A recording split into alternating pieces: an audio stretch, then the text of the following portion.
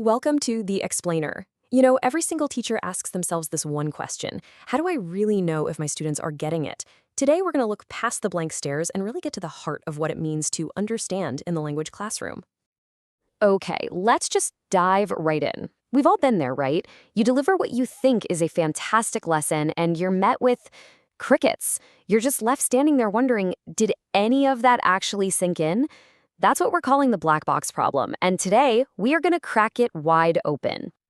So, first things first, let's really define this black box problem. It's this core idea that we can't just throw information out there and hope for the best. No, we have to build in a constant feedback loop so we know what's actually landing and what's not. So, why is this so incredibly important? Well, think about it. If you move on before a concept is really solid, you're basically building a house on a shaky foundation. Everything you try to teach after that is at risk of collapsing. And it's not just about efficiency, it's about your students. When they know where they stand, when they feel secure in their knowledge, it gives them the confidence to keep learning. So, how did most of us check for understanding? Come on, let's be honest. We usually fall back on some version of "do you understand?" or "any questions?" And as we're about to see, that is often the absolute least effective thing we can possibly do. And this right here, this is the core of the problem. When you ask a simple yes or no question like that, you're almost never getting a true assessment of their understanding. You're just getting the answer the student thinks you want. It's not reliable data, it's just noise. And wow, this slide just lays it all out, doesn't it? This is that communication gap in action. You ask, "any questions?" And all you hear is silence. It's not because they all magically understood everything perfectly. It's usually because they're afraid to speak up or don't even know what to ask. Bridging this gap is absolutely crucial. Okay, so if the old way is broken, how do we fix it? Well, it's pretty simple. We have to start asking better questions. So let's start building our questioning toolkit, filling it with smart strategies that give us real insight into what's happening inside that black box. All right, first tool out of the box is this really important distinction between display questions and real questions.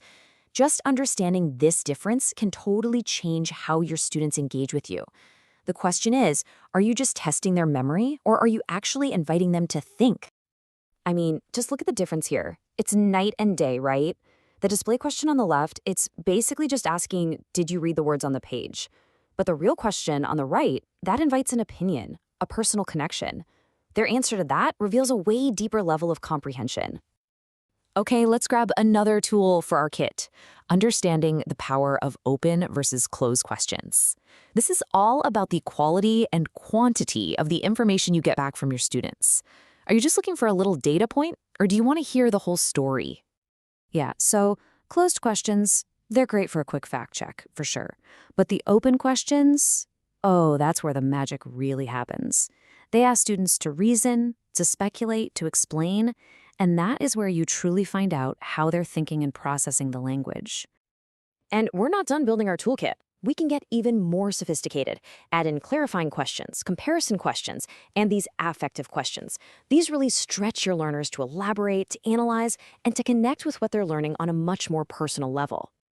Okay, so we've covered the broad strokes. But what happens when you need to get, like, laser focused on one tiny little concept? Maybe a new vocabulary word or a really tricky grammar point? Well, that's where concept checking comes in.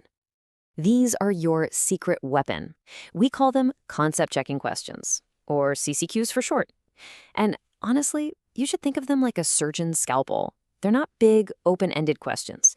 They are tiny, super targeted questions designed to tell you with 100% certainty if a learner gets it. So let's make this real. Take a word like unearthed. Instead of just asking, "got it?" you break it down with CCQs. You hit them with a quick question to check the basic meaning, then another to check the grammar, the form, and a third to check how it's actually used. Bam, bam, bam. You're testing their understanding from every single angle. And don't think for a second this is just for vocab. No way. This is a game changer for grammar too. Just look at this example for going to. A single question like this instantly tells you if the student understands that subtle meaning of a prior plan, something a textbook definition would never, ever confirm. Okay, so we've got all these amazing new tools in our belts. The big question now is, how do we use them? How does this all come together at the end of a lesson to confirm that, yes, learning has actually happened. A really effective lesson has a certain flow to it. It follows a path, and it looks a lot like this. You start with high teacher control, where you're giving tons of support, and then you gradually, piece by piece, hand that control over to the students. The goal is always to get them from structured practice to genuine, independent language use. And this timeline, it breaks that journey down perfectly. You see, you start here with tightly controlled exercises like gap fills. Then you move into semi-controlled practice, maybe having them finish a sentence about themselves. And finally, you arrive at freer practice, discussions, personal writing. By the end, your role has totally shifted. You're not just an instructor, you're a careful monitor, listening to see if they can truly use the language all on their own.